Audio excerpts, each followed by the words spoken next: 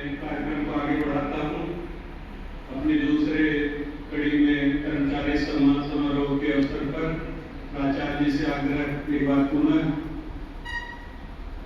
मैं सबसे पहले कहाँ चला है मेरे जोगी, जीवन से तू भाग के, किसी एक दिल के कारण यूं सारी दुनिया त्याग के छोड़ दे सारी दुनिया किसी के लिए, ये मुनासिब नहीं आदमी के लिए। छोड़ दे सारी दुनिया किसी के लिए, ये मुनासिब नहीं आदमी के लिए।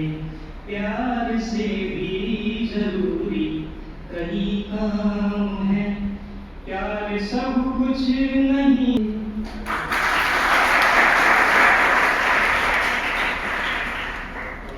धन्यवाद कुमार जी।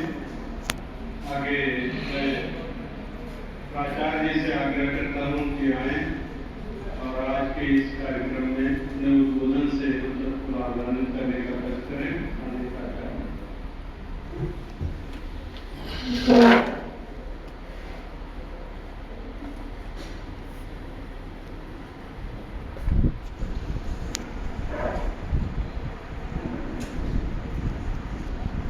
धन्यवाद संचालक महोदय, मंच पर उपस्थित सभी विद्वान साथीगण, सामने बैठे सभी प्राध्यापकगण, प्राध्यापिका बहनों, हमारे व्यय स्टाफ के लोग, प्रिय कैडेट्स, बहुत देर से हम लोग आज इस पावन अवसर पर अनेक कार्यक्रमों का संचालन कर रहे हैं। बहुत कुछ कहा जा चुका है, बहुत कुछ बोला भी जा चुका है, इसलिए बहुत कुछ कहने को शेष नहीं है।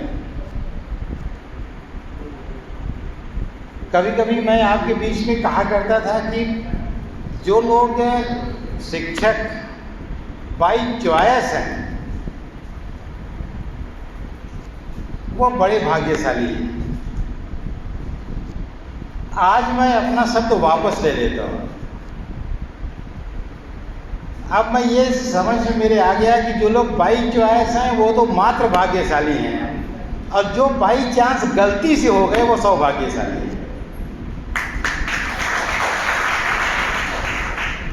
क्योंकि जिन्होंने सोच करके यह प्रोफेशन चुना,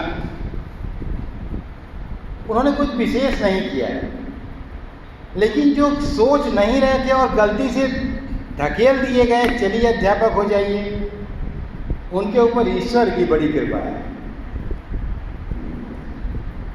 क्योंकि जब मैं अपने आज के तिथि के नायक को याद करता हूँ, डॉक्टर सर्वपल्ली राधाकृष्णन जी को, जब वो 1962 में राष्ट्रपति बने तो उनके छात्रों ने कहा कि हम 5 सितंबर आपका जन्मदिन है, इसे मनाना चाहता हूँ। ध्यान दीजिएगा, राष्ट्रपति बन चुके थे, उसके बाद की बात है। ऐसा नहीं है कि शिक्षक थे तभी शिक्षक दिवस मनाना शुरू हो गया था और राष्ट्रपति बाद में बने। तो राष्ट्रपति बन चुके थे और तब उनसे जब छात्रों ने कहा, तो उस समय उनका जन्मदिन तो राष्ट्रपति के रूप में मनाया जाना चाहिए था ना भाई। फिर उन्होंने कहा कि अच्छी बात है, जन्मदिन मनाओ, लेकिन शिक्षक के रूप में मनाओ। एपीजे अब्दुल कलाम साहब का भी आप नाम जान रहे हैं। उन्होंने भी अपने के शिक्षक होने को हमेशा महत्व ज़्यादा दिया, राष्ट्रपति होने को महत्व कम दिया। इससे एक बात तो बिल्कुल साबित हो गई कि अगर आपको रंच मात्र भी बुद्धि विवेक है, हालांकि सर्वपल्ली राधाकृष्णन ने एक जगह यह भी लिखा है कि ये शिक्षक को सबसे अधिक बुद्धिमान होना चाहिए।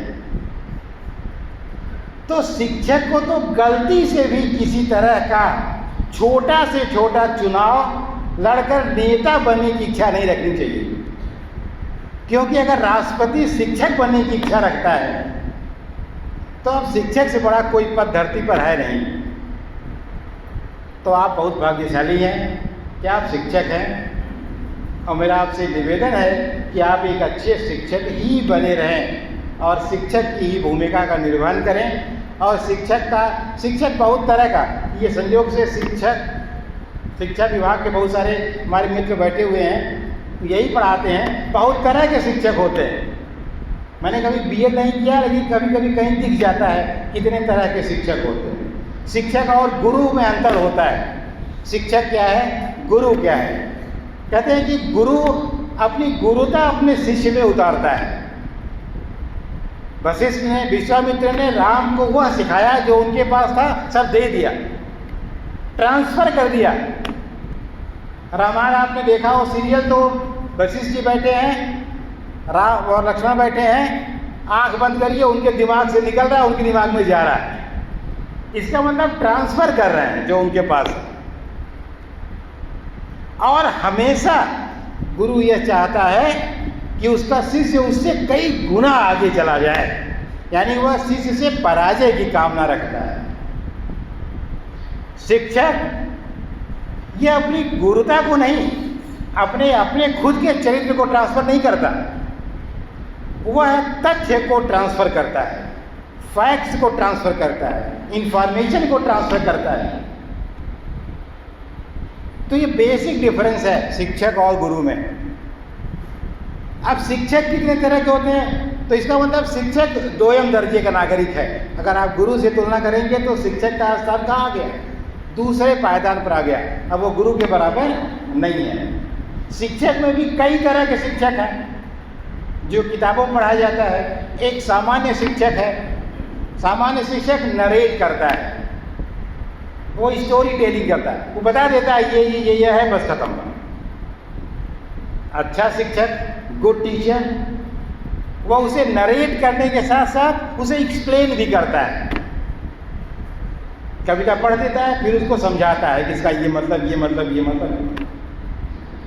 लेकिन जो एक्सेलेंट टीचर है वह नरेट भी करता है, वो एक्सप्लेन भी करता है, और वो डिमॉन्स्ट्रेट भी करता है, यानी वो प्रैक्टिकल भी कराता है। लेकिन जो अतुलनीय शिक्षक है वो ये तीनों नहीं करता। तब क्या करता है, वह कुछ नहीं करता। वो न नरेट करता है, न एक्सप्लेन करता है, न डिमॉन्स्ट्रेट करता है, वो पता नहीं क्या करता है, नोबडी नोज, कि यह सारे कार्य विद्यार्थी खुद करने लगता है। और उसे हम मेंटर कहते हैं, वह काउंसलर है, और वही अव्वल दर्जे का शिक्षक है। तो आज के दिन हम यह निश्चित रूप से इस रूप में याद करें कि जिस महानता को सोच करके यह दिन निर्धारित किया गया है, उस जैसा ना हो सके कोई बात नहीं। कहते हैं कि हिमालय पर्वत पर सबका पहुंचना जरूरी नहीं है, लेकिन वह व्यक्ति तो जरूर महत्वपूर्ण है जिसने प्रयास किया उन बाकी 100 लोगों से जिन्होंने प्रयास ही नहीं किया। तो थोड़ा हम आज के दिन की सार्थकता सिद्ध करें और अपने कर्तव्य के प्रति निष्ठावान हों, अपने दायित्व को समझें और स्वयं से पूछें कि क्या हम सचमुच आज का यह दिन मनाने के योग्य हैं, क्या हम डिजर्व करते हैं, क्या हमें शिक्षक कहा जाना चाहिए, क्या हम शिक्षक के लायक हैं। और अगर आपको ईश्वर ने यह अवसर प्रदान कर दिया है तो आप अपनी योग्यता इसके लायक सिद्ध करें। इसी आशा और विश्वास के साथ मैं अपनी बात समाप्त करता हूँ। जय हिंद, जय भारत। धन्यवाद सर। इसी के साथ आज का